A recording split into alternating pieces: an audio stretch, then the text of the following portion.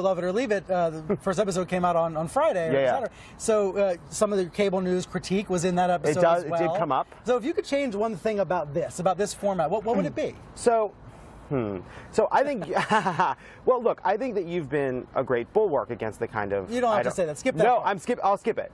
Look, here's an example. You go after Hannity on this show, right? You say he's intellectually dishonest, he doesn't care about the truth, he doesn't care about what his audience cares about, right? But then you turn on CNN, and Hannity's got a little beachhead on half the shows on this network. You turn it on, and there's a big, giant panel, and you have... mean Jeffrey Lord and Kayleigh McEnany. Absolutely, and you look at that giant panel, and it's smart person, smart person, smart person, stupid person. Smart person, smart person, smart person, bullshit Why factory. does it help you to insult Trump supporters like that? I'm not insulting the Trump supporters. You just call them stupid people. I'm not calling the Trump supporters stupid people. I'm calling the people that CNN puts on television are terrible representatives of the views of conservatives. They're terrible representatives of the kind of politics we should have. I mean, these are not intellectually honest people. These are people building a brand. These are people willing to say anything. And the same criticism you direct at Hannity, you could direct at the people that CNN puts on the air. I mean, I've said this before, but I think it's true. So often on CNN, there's a world-class journalist interviewing campaign rejects and ideologues and silly, craven people who do not care about informing people,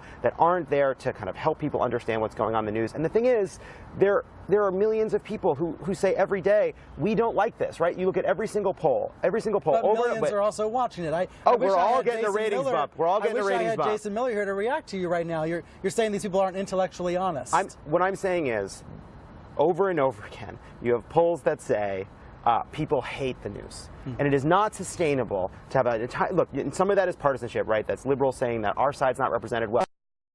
Conservatives saying our side's not represented well.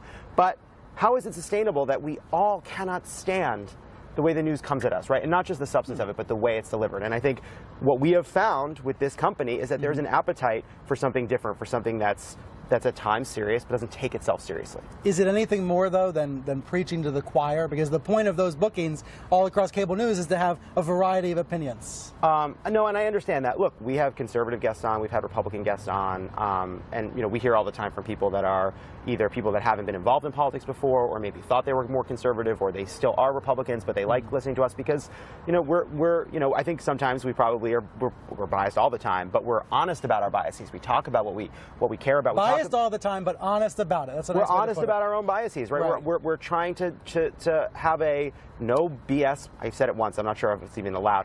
A no bullshit conversation about politics. Like that's what we care about, and we welcome anyone. Conservatives to come be part. Nicole Wallace came on the other day. We want to have senators like Ben Sasse come on the show. But what we don't want is just to check a box, right? So often on these giant CNN panels, it's checking a box. Like here's the liberal, here's a conservative, here's the Trump conservative,